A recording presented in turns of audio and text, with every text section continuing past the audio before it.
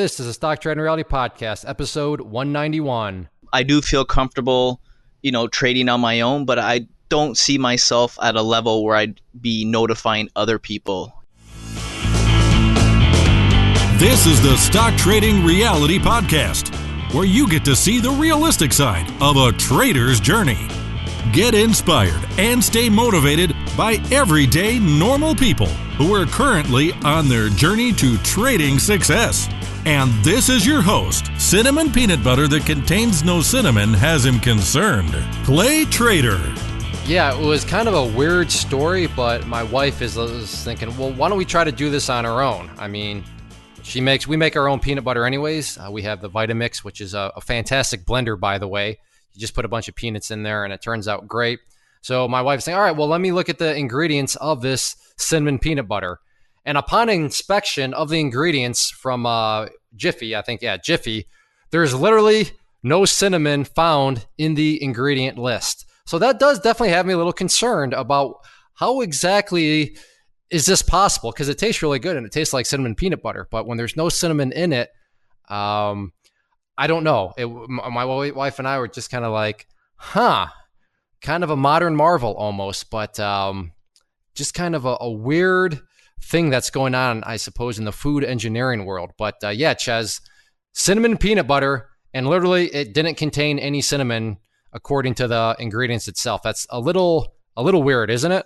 I'm kind of wondering, so as long as your wife tasted the same thing, because I'm like, with all the steroids Clay is on, I'm sure it's finally affected his brain, and now he's smelling cinnamon or tasting cinnamon. Yeah, don't smell cinnamon. But that is actually pretty interesting. But I'm more impressed that you guys make your own peanut butter. I never even thought of doing that. So that's pretty cool, though. Yeah, no, it's super good. And because she's, let's be healthy. I'm like, okay, we can be healthy. But it's that Vitamix is fantastic for that. You can get anything with it. Yeah, the Vitamix is. Are we sponsored by them yet?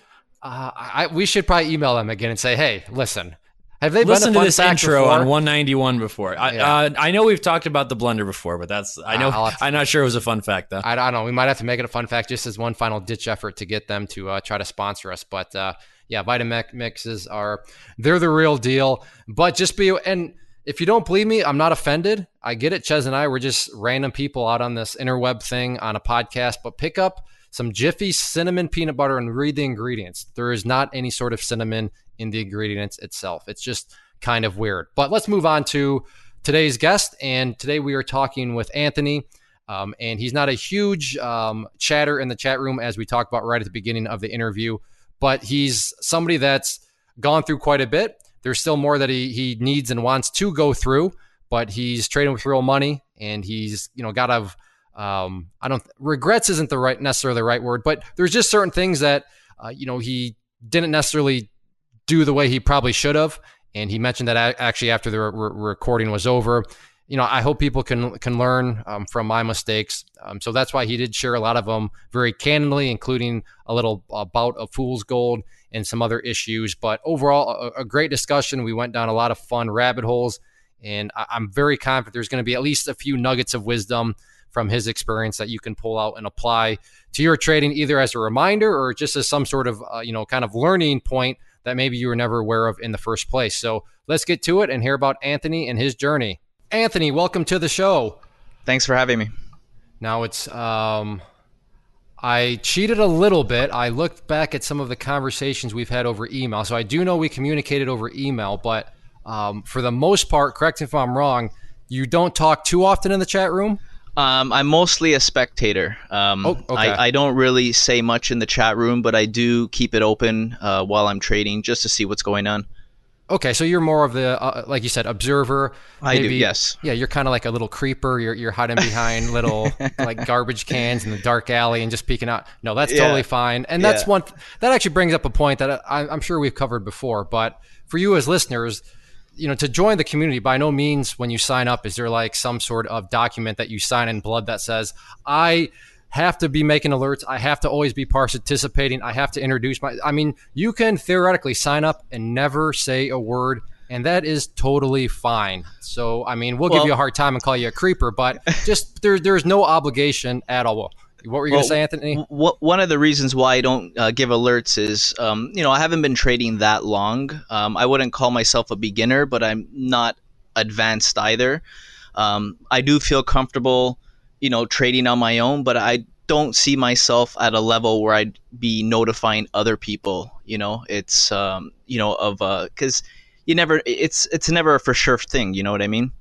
And I'm kind of chuckling here because you summed it up perfectly. Sometimes, people, and bless their hearts. I'm glad that they're willing to participate so quick, but some people, you sign up and then you look at when they signed up and it's literally 2 hours ago and they're making alerts in the room and you're just like, that's not an alert at all. Really. I appreciate your willingness, but tap the brakes, maybe read the rules and how things work. So, some people I think could take a page out of your book, definitely. Just, relax. There's no need, there's no obligation to make an alert. Chaz, we get some pretty, spicy.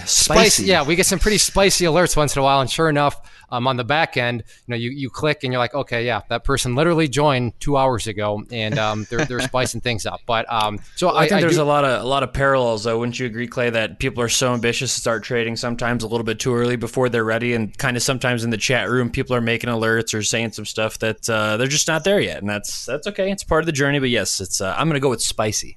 Yeah, but I agree. It's, again, one of the catch-22s of being ambitious. You have to be ambitious to have success as a trader, but that ambition can bite you in many ways, and that is sometimes you just gotta slow down. But I'm excited for this because that was a good opening little rabbit hole, and we haven't even gotten to the start of your journey or anything. So, Anthony, where did all this start for you? Where'd you hear about the market, and what essentially happened that got you interested enough to want to pursue kind of the avenue of getting more hands-on? So I've known about the market for a while, but haven't been participating in it up until a few years ago. Now, I did participate just by investing in some mutual funds through, the local bank. And, slowly that kind of unraveled. I just started learning a little bit more about equities. And then, I would hold some long positions over 6 months to a year just to see, just kind of test the waters. But it wasn't until about a year to a year and a half ago that I really got in deep, where I started really doing the research on technical analysis and fundamental analysis. And I guess the end goal here is, at first it started out as supplemental income. If I could make an extra $500, $1,000 a month, that was good. And then I realized that there's a lot more potential there, but you got to really tread carefully, because if you start running too quick, your account will get wiped out pretty quick.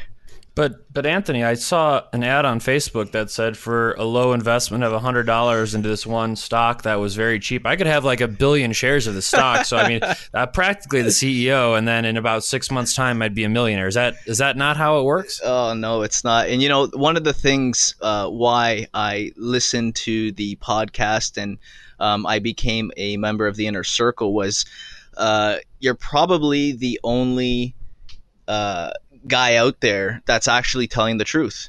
It's not all the hype and I'm going to own fancy cars and big houses and become a millionaire by next year. It's you're pretty truthful in everything you said, so that kind of drew me in, because there's not a lot of honesty out there when it comes to people trying to teach people how to trade in the markets. Well, marketing is it's a hell of a thing, and human psychology is something that's been easily preyed upon for many years. So it is what it is, and some people fall for it, and some people don't, and that's just how it goes in the landscape it is today. But I want to tread back a little bit here and go more towards where you said you kind of put some money in stocks and held them for about 6 months. Was this, by no means was this kind of any huge positions or anything like that, and nothing that was life-changing money, whether it went up or went down? Yes. No, it was more just to do it, just to kind of learn, because I didn't even know how to place a trade. So you go in and you open a brokerage account. This was through my local bank at the time. And, you just, you're researching some stocks. You're like, okay, this one seems good. Let me try this one. And, they didn't really do much. They didn't really go up. They didn't really go down. Then I started to do some research on investing. And then that kind of took me into day trading. And then that was a big rabbit hole that I'm still going through right now, because the more I learn, it seems the more I need to learn. It's just kind of seems like there's never ending information out there when it comes to day trading. There's so much to learn. That's a great quote. The more I learn, the more I, whatever you said, the more I learn, the more I learn. The more I learn, the more I need to learn. It just the more information that comes to me, I just realize there's so much more after that. It's amazing. It's a long journey, let me tell you. So it's just started for me, and I'm glad I'm at the point where I can trade on my own and have success. But it's by far, I think I probably know 25% of what I need to know in regards to trading, and that could be wrong. It could be even less. Yeah, it's that's when you don't know what you don't know, there's a lot that you don't know, or as you put, the more you learn, then it's like, oh crap, I have a lot more I need to learn. Exactly. Real quickly, just because it sounds like we have a common bond here, you mentioned your local bank as a broker. Yeah, that's where it started. Do you have any idea what kind of commissions were you paying with them? Oh, it was ridiculous at the time. At the time, it was $14.99 just to place the trade. Oh, that's nothing, man. That's 14. That was a bargain compared to when I got started. That might as well been Robinhood, no commissions. But now, out of curiosity, what were those? Do you remember the ticker symbols? They were on the TSX because I am in Canada. Oh, Canada. Okay, sorry. There we go. Take it easy, Songbird. I'm trying to remember. I don't know if I remember. They were Canadian stocks, though. Yeah, one was an oil company, and I think another one was a mining company. But they were not, the big blue chip companies. They were not penny stocks either. Somewhere in between, they were. Okay. Yeah, and I can't remember the tickers, but that was just kind of me getting my feet into the water just to see, okay, this is how you place a trade. This is what to watch for. Just to kind of see how things move and how it affects your money. This is what to watch for. So somebody that was brand new, what exactly were you watching for? I was watching for news at the time that would move the price because I did not know anything about technical analysis at the time. So I didn't even know, I was looking at line charts. I didn't even know what candlesticks were at the time. And I was just basically watching, how the economy and the news, because, the economy at the time, the oil and mining in Canada is very sensitive to the dollar, and the economic conditions as well as news in those sectors. So that's what I was watching at the time, even way before I knew about charting and technical analysis. Okay. Now you make those investments. You said you held them for about 6 months, and then you sold them. Is that I did, correct? yes. Yeah. And then you went and started to learn more about investing, which led to day trading, or did after you sell? I guess you sell them. Then what did you do? Did you hop on Google and YouTube and start running searches, or how exactly did you fill in the gap between I sold these stocks after 6 months and then all of a sudden I'm interested in wanting to learn about day trading? Sure. So I bought a book that kind of was very broad spectrum. It talked about investing in the stock market. It talked about investing in real estate. It talked about how to manage your money. It talked about registered accounts. And then there was a section on day trading. And then, I kind of read through the whole book, and then the section on day trading stuck out. And then that's where I started to kind of just go, more into that, and then buy more books and learn more about day trading. And then, that's where you start to learn about the different styles and the technical analysis aspect. And, that's at that point, I realized I needed a new broker. And then, I started investing in the U.S. markets at the time as well. Okay. So you're reading books, which I've always made the argument of why I like video more than books, and I'm not going to dive back into it now. But so you go through these books. Did you feel like they were pretty extensive? Because it sounds like you were pretty happy with them. It sounds like after you went from one, you went to the other and just kind of kept trying to build your knowledge base. Well, I was watching videos as well online, whatever I could find on YouTube. But to me, the books was the icebreaker, just to kind of get the information. Just so when I'm watching a video, I kind of remember, I remember reading about that, or I remember what that is. So the books, I don't think books can teach you how to trade, but I think it could give you a lot of knowledge on, what things mean, definitions, and, there's just a lot of knowledge there. But I don't even think you could really trade by watching someone, although that is a lot better than reading. I just think, you got a paper trade and do it yourself in order to kind of, there's mistakes that have to be made in order to learn. Amen. And the key that I'm going to put a little asterisk next to Anthony's statement there is that you have to make mistakes, but you also need to ensure that you don't make those, game-ending mistakes where you've blown up your account or run out of cash and stuff like that. So small mistakes, that's all part of, being a trader, making fat finger mistakes, entering the wrong ticker, wrong quantity, stuff like that. Those are all mistakes that you can survive generally if you're quick to notice. But exactly. Yeah, so you're going through these books, you're starting to dabble in the U.S. market. Is the reason why you started to focus on U.S. stocks because there was more volatility, more news, and just more options? I know we have more stocks than TSX, but was that the reason why? Just more opportunity? Yeah, more volume. For you can't really day trade in the Canadian markets, other than a few cannabis companies now. But at the time, these companies didn't even exist. There's just not a lot of movement. And there are people who trade the penny stocks in the Canadian market, but I'm not really, I went through a little bit of a penny stock phase just to try it out, all these pump and dumps, but it's definitely not for me. So, all right. When you say try it out, can you put a dollar figure on how much you quote unquote tried out? On some of these penny stocks, I would be waiting, even pre-market for news, that would move a penny stock, and, I would, try and scalp, get in and out, with 500 to 1,000 shares, but it's just too unpredictable. You win some, you lose some. I just couldn't see any, even looking at the level 2 and everything. It didn't feel right. There was just something about it. There was just an uncertainty every time you're about to make that trade, just wondering, is it going to go against me, or is it going to work out, or it just wasn't for me. But I had to try it out because I see a lot of people doing it online, and they're claiming to make, $5,000-$10,000 at a time. And I don't know if they actually are or not, but good for them if they are, but it's just not for me.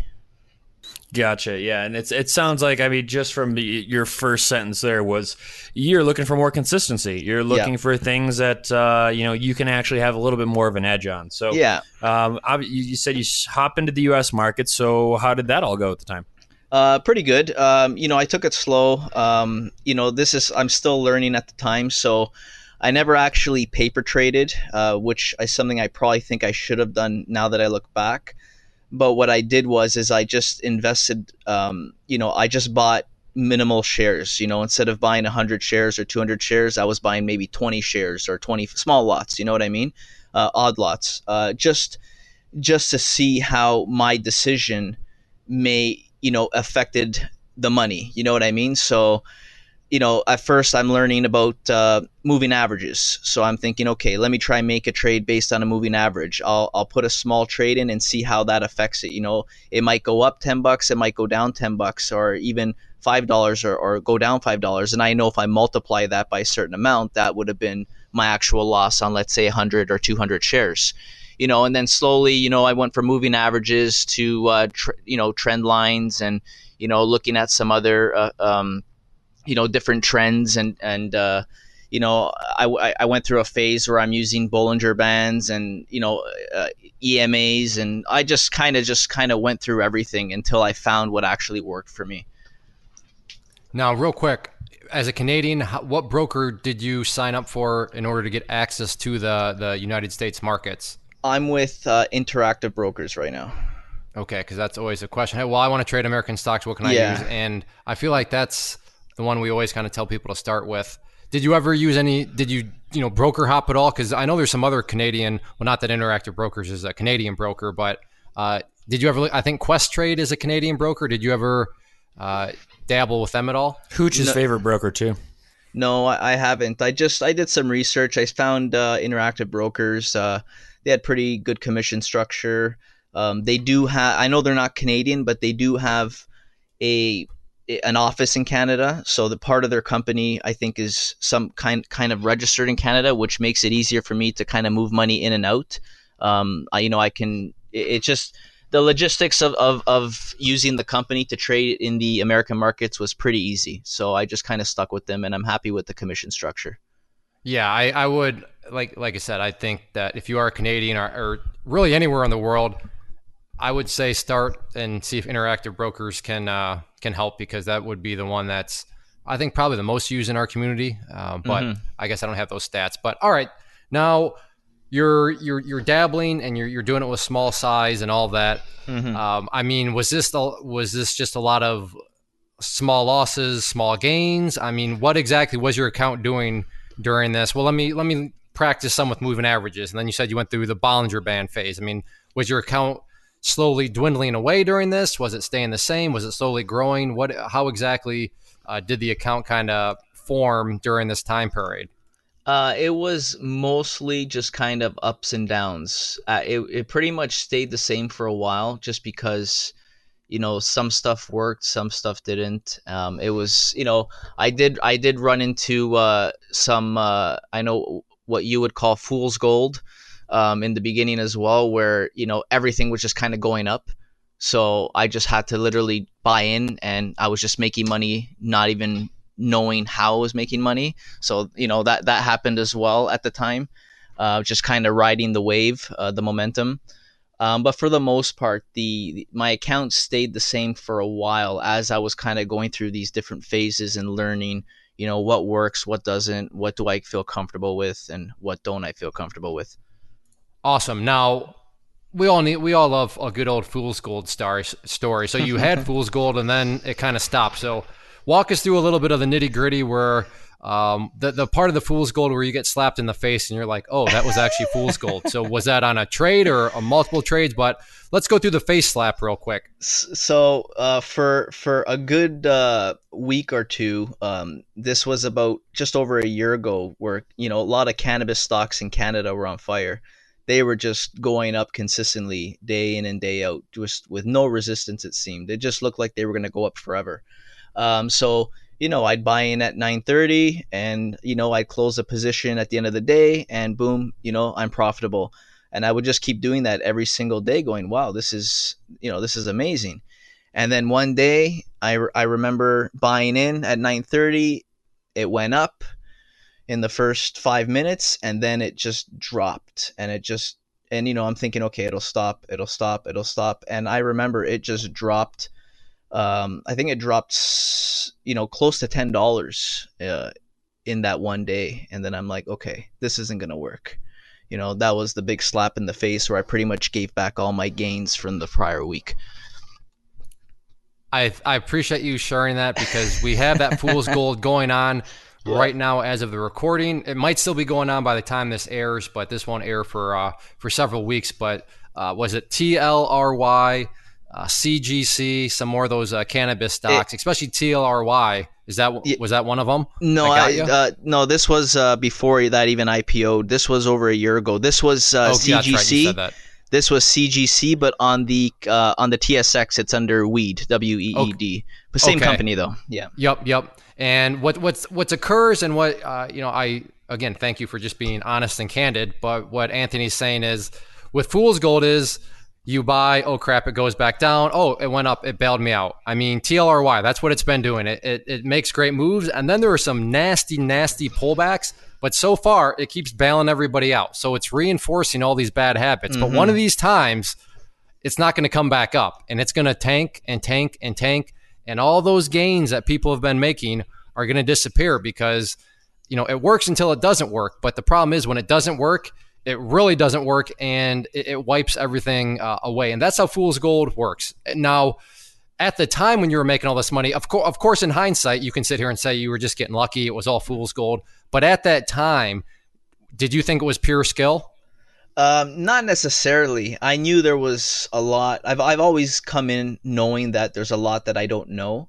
But I was just thinking, okay, if I can find stocks that, have a lot of momentum, I can ride this kind of momentum. But what I didn't know is, what to look for when the momentum's going to change.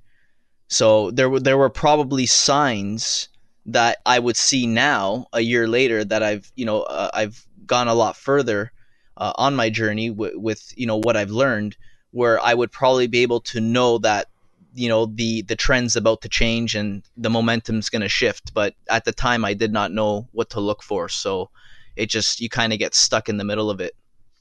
Okay, so I have a question. Now, earlier in the podcast, you said that you probably know about 25% of what you should know, right? Mm-hmm. So what is, and you're still trading with real money right now, right? Oh yeah. So what is your theory? Because the way I hear that is, okay, you just explained, if you only know 25% what you think you should know, and you just explained the reason why you took that, was it a pretty decent sized loss? Well, it was a big loss because it wiped away all your gains, right? Yes. Yeah. So because you didn't know what to look for about that momentum change, and that loss wiped away all your gains, what makes you think that there's something out there right now that's not waiting to take away all your gains? Because you just said, you admitted you only know 25% of what you think you probably should know. And maybe that you said, might be erring on the side of too little. So I guess, yeah, I guess what I mean is, when I say no 25%, so when it comes to trading equities, I feel pretty comfortable. And I would say I know a bit more than 25%, but okay, what I'm talking about is, the whole, like a much broader range, like when you get into options, because I trade options majority of the time now. I don't even, 75% of what I do is I'm trading options, but I don't really do any advanced option strategies. I don't even get into Forex yet, or futures or commodities. So that's what I mean, where there's still a lot I don't know. And there's still, I do use some, indicators in order to, like studies in order to look at stuff. But, I'm not, when I go and I look at how many available studies there are, I maybe use two or three of those. And there's maybe 30, 40 or 50 of them in total that I don't even know how to use. Okay. So you're just saying that as far as, you're throwing in options, stocks, just okay. All right, that makes a little bit more sense. Yeah. I was like, options, okay, stocks, Forex. Okay, all right, and fair enough. So in that case, yeah, I probably know maybe 75% of the market, because I'm not too familiar with. I've never traded a commodity, future, not anything like. Okay, all right, I will concede that point, because I was thinking there was a couple disconnects, but yeah. So you go ahead. I should have explained it better, I guess. So no, that's totally fine. You explained it perfectly right there after I got some clarification on it. Now, how long did this kind of experimenting type phase? Actually, let me ask you this. It sounds like you still have plans for your education, because, like I said before when we started, I kind of cheated and I looked back at some email communications. It sounds like you are interested and you're still plan on getting Clay Trader University, or because right now you're just Inner Circle, right? Yeah, it is in the works. It is something I'm going to do. Right now, I don't have a lot of the time to put into it, but it is something that I know I need to do. I do spend half of the day trading, and I do still work as well, because, I have a family, so I don't want the stress of having to trade for my sole income, although that is the goal further down the road. But right now it's kind of, I'll trade until usually about 1 p.m. and then I'll go to work, and at least I know that the bills are taken care of, and any money I do make here, I just kind of keep it in the account, and just kind of I want to grow the bankroll, because I've just started to, in the past 3 months, get into selling options, so you need kind of a bigger bankroll to get into stuff like that. Well, I have I'm in full agreement with ticker symbol JOB, because for those of you out there that are listening, I've said this many times, but it's 100% the truth. If you want the guaranteed trade, if you want a trade that's going to grow your trading account, ticker symbol JOB, because if you put in the time, you're going to get a paycheck, unless you're like selling drugs or something. If you're in the black market of something, then okay, I guess technically speaking, it's not a guaranteed paycheck. But yeah, all for now. How I guess walk us through your schedule, because there's a lot of people that want to get involved, but I have a job, and they think that they need to be glued to the computer all the time. So from a time perspective, I guess, what does your daily kind of routine look like, where you trade and then you go to work? How, just walk us through a typical day and week. Yeah, so I'll sometimes, if I have the opportunity, I'll even get on the pre-market to see what's going on, maybe make a trade or two. But most of the time, we're getting the kids ready for school, and once the kids go to school, I'll come downstairs around 9 o'clock, and but I've done my research the night before. I've looked at the charts, I've looked at some plays that I'm kind of interested in, so I'll kind of get set up. I'll trade. I try not to place any trades within the first 10 to 15 minutes of the market open. It's just a little too crazy for me. I kind of wait for things to settle down. And I'll trade pretty much up until, sometimes I stop at 11, 12, but I'll go sometimes until 1 o'clock, and then I'll leave, go to my job. And, I get home just after dinner, and that's pretty much, I work on Saturdays as well. So that's pretty much my schedule is pretty full. I'm quite busy all the time.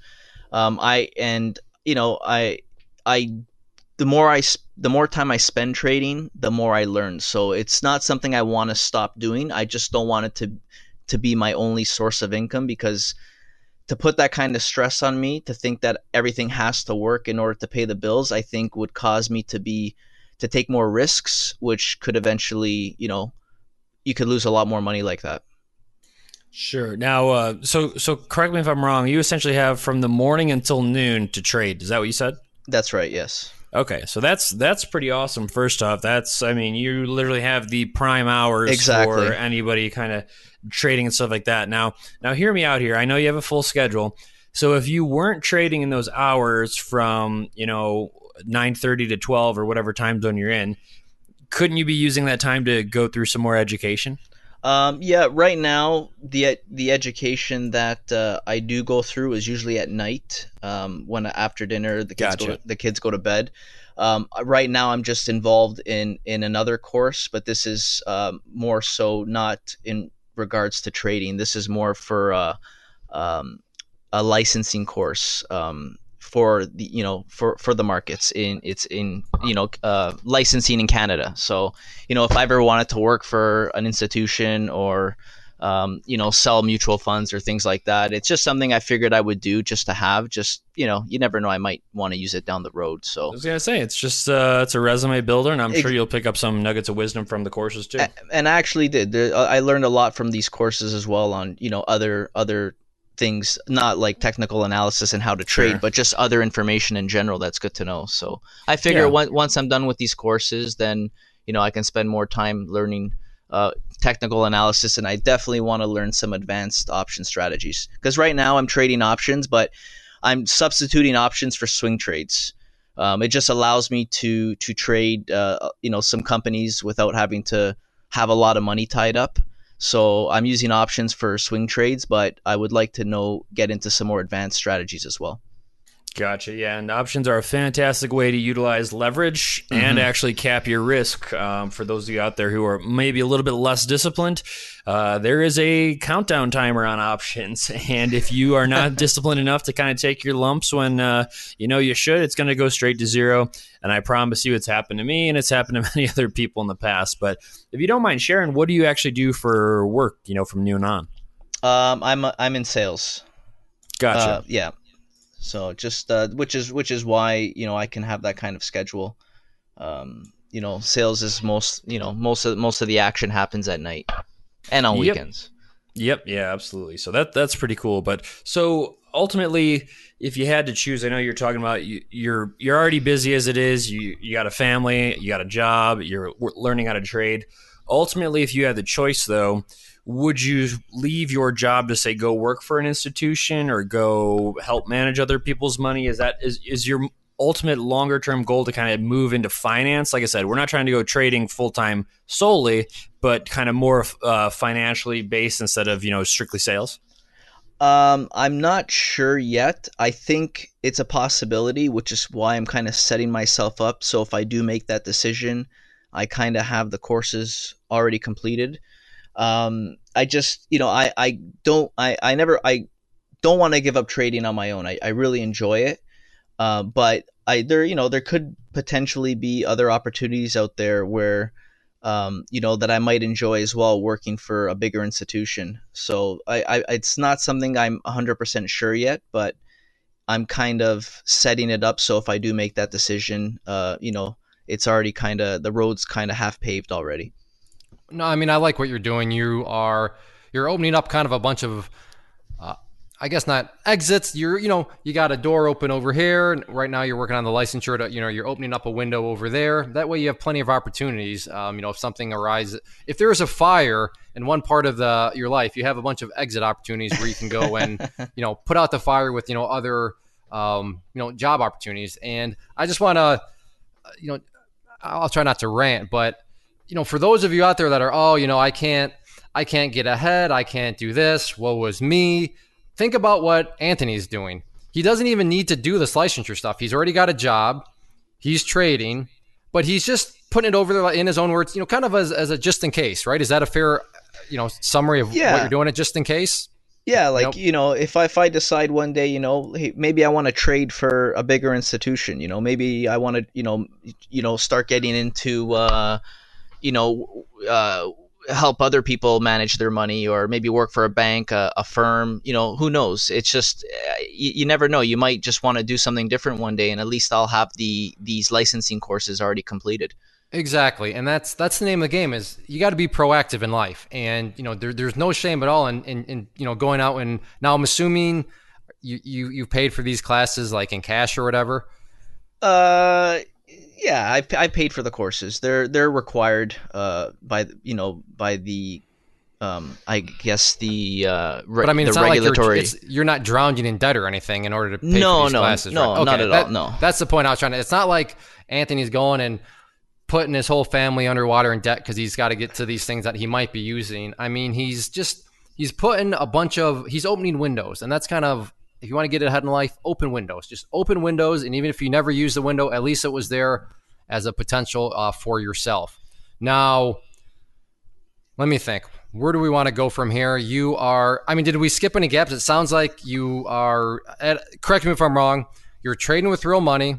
You know that you want to keep on learning. So, and part of this learning, when you can free up more time, is Clay Trader University, but you are still trading right now actively. Is that a fair kind of assessment of where you're at right now then? Yes. Okay. Now, longer term goals, I know that, what is Ches had asked about this in terms of, do you want to actually do something with that? Or is the long term goal right now just as simple as, I just want to have as much flexibility and as much kind of options in the future as possible? Is that pretty much your longer term horizon? That is one of them. And if I could get to a point where, I could grow my bankroll to a point where, I could just do this full time, that would be an option as well. That would be good, because, I don't like to take too much risk, but, if you're going to make a certain percentage return every month, the more money you have, the bigger that amount will turn out to be. Right. So, I don't want to leverage all my money just trying to make a certain amount of money every month. So as the bankroll grows, so will the money coming in. But sometimes I wonder if I don't think I would get bored, but sometimes it's nice to work with other people as well, and you're not just kind of going crazy in your own basement or in your office, just, day after day, right? So, which is kind of why I like having that job in the afternoon as well. Yeah, no, that's totally understandable.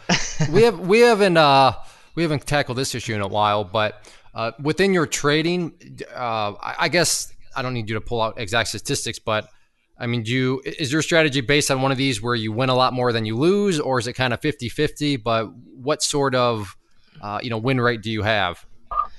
I don't have an exact percentage, but I'll look through charts. I'll see if I think trends, there's a swing opportunity there.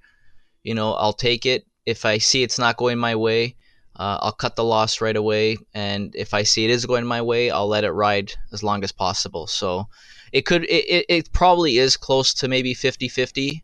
But I let the winners ride and I cut the losses early. Okay. So that brings up because I like to talk losses psychology, because that's probably like the hardest thing in trading. Yeah. It was okay. Now, would you say that you've gotten better at it?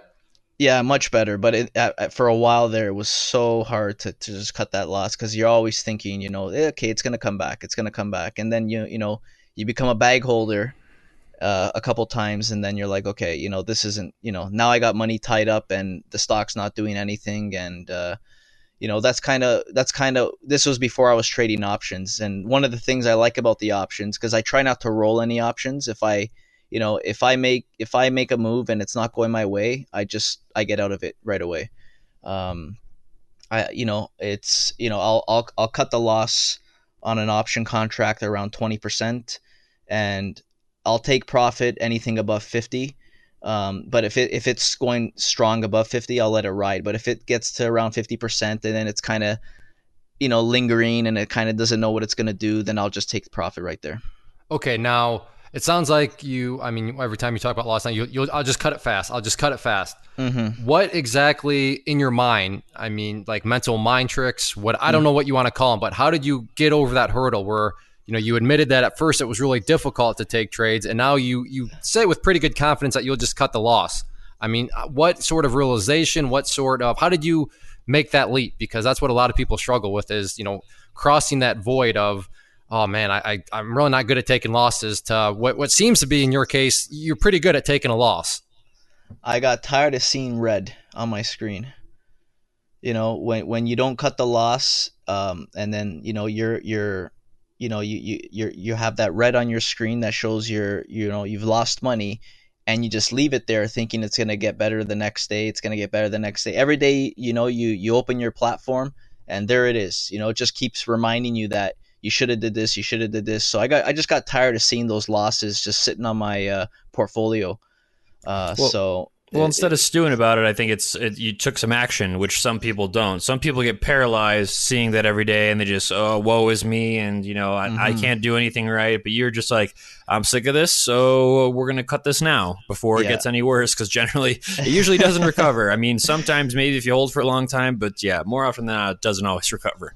Yeah, it all depends on it's especially with the option contracts now, they expire, and if I made the wrong decision, I'm not going to just kind of wait until it goes from 20% to losing 100% of my money. If I see it breaks trend and it falls out of a trend line and it looks like the momentum shifting, I'll get out of the contract. Right. Well, that's good. I totally forgot about the fact that you're trading options. So there's a time limit on it always. But exactly. So in terms of your charting, what's on your charts nowadays? I'm going to assume you're a little bit past the line chart days of past. Yes. So I use candlesticks, the hollow candlesticks. I rely mostly, I look at a lot of daily charts, whereas when I first started, I was looking at a lot smaller time frames, just because I'm not doing I'm not really scalping anymore like I used to. I'm swing trading, sometimes for a day, 2 days, up to a week. So I'm looking at a lot of daily charts. I got some simple moving averages on there. I use EMAs on, the 5-minute charts and the 2-minute charts, but not on the daily so much. I have them there if I need to, but I do use the Fibonacci retracement as well. That helps me out a lot, but a lot of it's just trend lines. When I've just became, I'm so, at first it was, I couldn't believe how a lot of these, tickers just follow the trend lines. It's, everybody's looking at the same trend lines, and, it's almost like you see, it's playing ping pong off the, the upper channel to the bottom channel, the upper channel to the bottom channel. So trend lines, I would say, is my number one, is what I use. And obviously levels of support and resistance as well. It's funny you mentioned, everybody's looking at the trend lines, and that's one of the things that always make me laugh when people are trying to install technical analysis. You're like, all it is a bunch of self-fulfilling prophecies. It's like, yeah, okay, I would agree. There are lots of self-fulfilling prophecies, but if you admit there are self-fulfilling prophecies, then why wouldn't you want to know what those prophecies are that are going to self-fulfill? And a trend line is a perfect example of that. So to listeners, if you've ever had somebody like, no, charts don't work, it's just a bunch of self-fulfilling prophecy. How does that disprove it? You just prove that they work if they're self-fulfilling prophecy. I'll be the first to admit, yeah, there definitely are. But why would that be a reason not to use them if there are prophecies out there that are going to fulfill? It just, but yeah, that's what immediately stuck in my mind. You're like, yeah, there's trend lines, and there's a bunch of people watching those trend lines. Yeah, that's why prices, can bounce and get rejected. Yeah, buy them. Exactly. Now, as we start to wrap things up here, we'll tackle strengths and weaknesses here. What do you want to start with? Things you want to work on, or things that you think you're good at? Obviously, Let's start low, and then we'll end on a high note here. So, what are some things out there that you feel that you wanna, and you know that you should, be working on, and just kind of, sharpening your axe? One of the things is maybe sometimes not all the time, but sometimes I do rush into making a trade. I see something, it looks good. I look at the chart, it looks good, but there are times where I just kind of, you get excited and you just kind of want to get in there. And then I realize after, maybe I should have spent a little bit more time or waited another day just to see what the, how, if the trend, what kind of candle would have formed the following day. So sometimes I do still rush into trades. And that I think is something I do definitely need to work on. And just, getting more knowledge. I just need to spend more time and learn more. Well, with trading, it's kind of a never-ending thing. We're always learning and adapting, and market conditions change. So that'll be a lifelong thing. But I would venture to say that's half the reason why you like trading is it's a challenge. Every day it's a challenge. Don't get me wrong. People can say it's easy and I can do it with one eye closed and one hand behind my back. But I assure you, when conditions change, that strategy or whatever they've been utilizing doesn't always work so good. So now, after you're done beating yourself up here, what would you say are some of your strong points? What are your strengths? Well, one of the strong points that I've had to work on, and it's until recently, was not chasing. You see something that you think you should get into, and it's just going up, and you have that fear of missing out sort of thing. I've just kind of learned to kind of ignore that now and just be done with it. Not get involved, because that fear of missing out most of the time, it just, you're not thinking properly, and you're probably not going to enter the trade, at the right position or at the right time.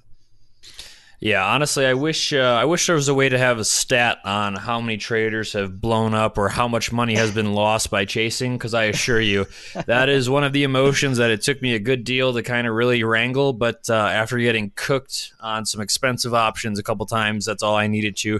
Just like you, sick of seeing red, I was sick of seeing red from doing the same silly thing every day. So yeah, that happened to me as well on some options as well, on some earnings announcements. Yep, yeah, that's definitely something that can happen. But I do know the real reason you came on today was to borrow my time machine. So if I was to lend it to you, it's going to be interesting with customs going across Canada, but I'll figure it out. I always do. If you could give yourself one piece of advice, not a buy or sell from the past, what would that advice be? Just to spend a lot more time doing research and paper trade before you actually put real money on the table. That would be, if I look back now, that if somebody could have told me paper trade for a month, make sure what you think and it works, that would be the biggest thing out there, rather than just practicing with real money. I think a lot of people, I know a lot of people should listen to that, and now they have no excuses. They say, well, I never considered that. Well, if you just heard Anthony say it, then no excuses. I think that's a very wise way to go about things. Now, for the fun questions here, and you're a listener, so you've watched these, or what's coming your way here. But what is, right? Fun questions were coming your way, right?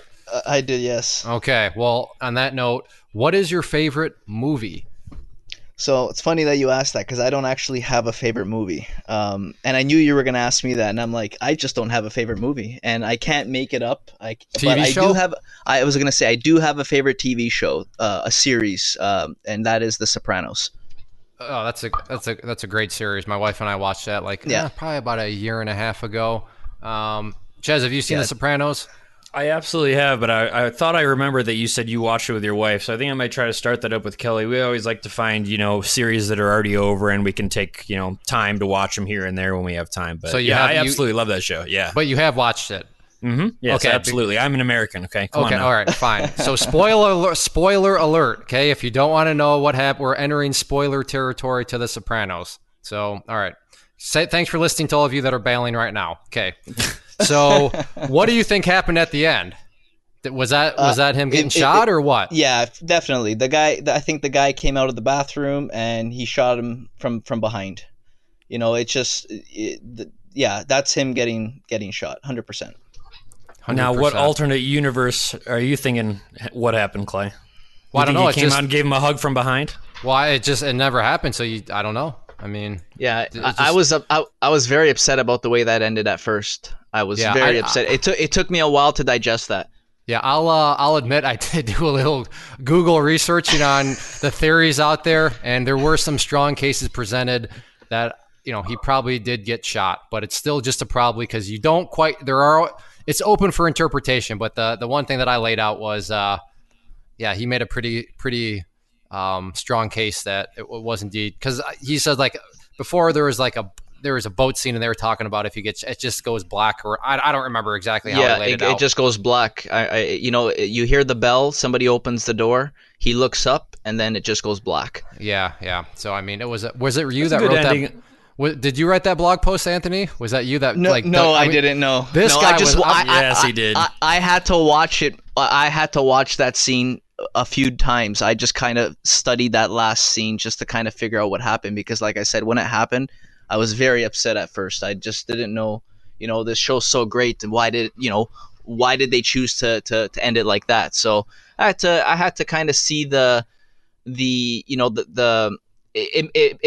the way I look at it now. The way I look at it now, it's pretty genius the way they did it, but at the time I didn't understand it. Now, did you watch it live when it was actually airing on HBO? Like I watched it live a few times, but it wasn't until it finished that I just kind of watched at my own pace. Okay, because I mean, I still remember in college when I worked at the library, my boss was like hardcore Sopranos, and he would just like every week I'd hear him talking to the other people and about it. He was just hardcore, and I mean, Sopranos was a huge show back. I remember like it was basically like the Game of Thrones back in the 90s or whatever. Like everybody talked about it, and I do remember that the finale was kind of disappointing. There was just a big hoopla about the finale, so I kind of had that hindsight going in. So I'm like, okay, let's see how this actually ends. So I can understand where that came from, but upon that research that one guy did, I mean, I'm telling you guys, this thing was huge. Like it was like a college thesis this guy was trying to prove, but he had too much time on his hands, I would argue. But yeah. Anyways, some people are TV buffs, like you're a movie buff, so that's just but I've never written a dissertation on the web about any sort of movie theory. I mean, a dissertation on Dumb and Dumber. I would love this. I think you should do that. Don't even tempt me. Over Christmas break, I think you have some homework. You've been assigned homework. Great. Yep. Okay. Well, Anthony, what would you say is your favorite food and dessert, though? Anything to do with chocolate. Just any. So I mean, chocolate hamburger. I'm not like a dessert guy. Like we don't get fancy with desserts or anything. But anything to do with chocolate, a chocolate bar, a chocolate brownie, even a chocolate ice cream, that works for me. I'm about to get really unoriginal right here, but I thought for sure you'd say something about maple syrup. No. I'm not in. I know, surprisingly, but no, I'm not. I'll have maple syrup once in a while, but. Should we just cancel your stand-up comedy tour now? I admitted it was unoriginal. This is episode 191. By 250, we'll see how you're doing, but we'll check back in then. Hey, lower lows and higher or lower highs. I mean, that's basically the direction of my comedy. Final question: what do you like to do for hobbies and stuff outside of, I guess, just the market? To tell you the truth, I don't have too much hobbies. I do a lot of reading on my spare time, and I am a member at a gun range. So that that's where we go to blow off some steam. We usually have a target practice and competition. Do you own any guns? I do, yes. What's your favorite? The 45 cal. Nice. Yeah. That thing's like a cannon in your hand.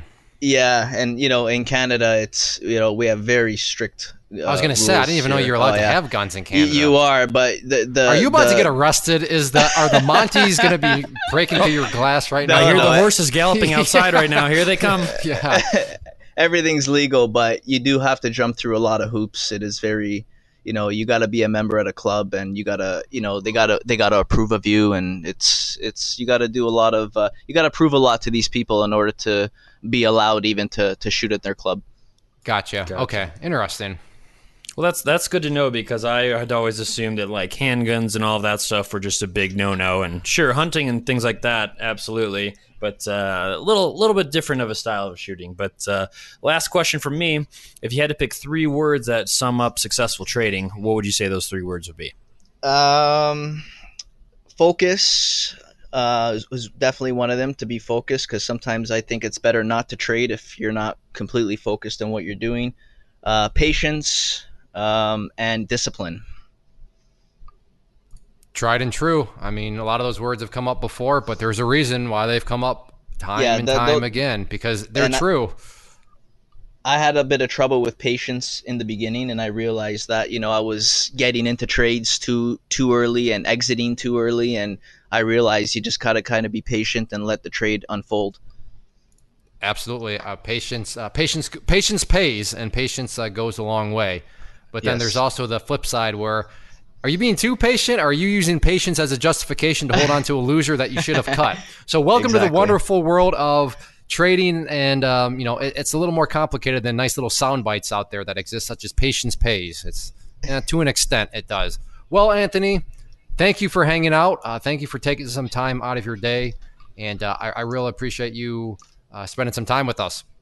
I appreciate you guys having me. Thank you. All right. Well, we'll have to have you back at some point and get an update on the journey. This was a fun talk, and I don't know, maybe we'll just do a separate episode where we can talk about The Sopranos and theories and all that sort of stuff. Yeah, that was a fun rabbit hole in and of itself. But again, thank you very much. Oh, and also that you volunteered to be here, so an extra special thank you. It's Ches and I, we appreciate when we don't have to go on the hunt to find people to be on these things. So thank you very much for volunteering. Yeah, not a problem. Like I said, I listen to your podcast, and, I've heard people say things that has helped me. So hopefully something I said today will kind of resonate with somebody listening, and it helps them from, making a mistake that'll cost them money. Yeah, no, I just one little thing that I know for sure will help somebody is that whole fool's gold discussion, because fool's gold is a very, very real thing. And thank you again for sharing that. But yeah, we'll have to have you back. Sound like a plan? Sounds good. Yes, thank you. Perfect. All right, before we go, though, for you listeners out there, assuming that you've watched Sopranos, because all the spoiler alert people, they already bailed out. But for you listeners, if you're listening on YouTube, make sure to check out the rest of the channel. There's more than just the podcast. There's live trades, there's vlogs, there's quick tip videos. So check out the channel as a whole. And if you like, hopefully you decide to subscribe. But definitely at least hit the like button on this podcast. If you're listening on iTunes or any of the other podcast players, be sure to subscribe so you are aware when new content comes out. And also on iTunes, especially if you could leave us a rating, that really helps us out, and we appreciate it very much. And finally, if you are on claytrader.com on the show notes page, leave us a comment, click that share button. We will reply. We pride ourselves in being interactive with anybody that reaches out to us. So if you leave a comment, you will get a response. Thank you again to Anthony. Thank you to our esteemed co-host Ches. And most importantly, thank you as listeners. We will see you back next week. This has been the Stock Trading Reality Podcast. Thanks for taking the time to hang out. To learn more about Clay and the Clay Trader community, including the trading team, premium training, and more, visit claytrader.com.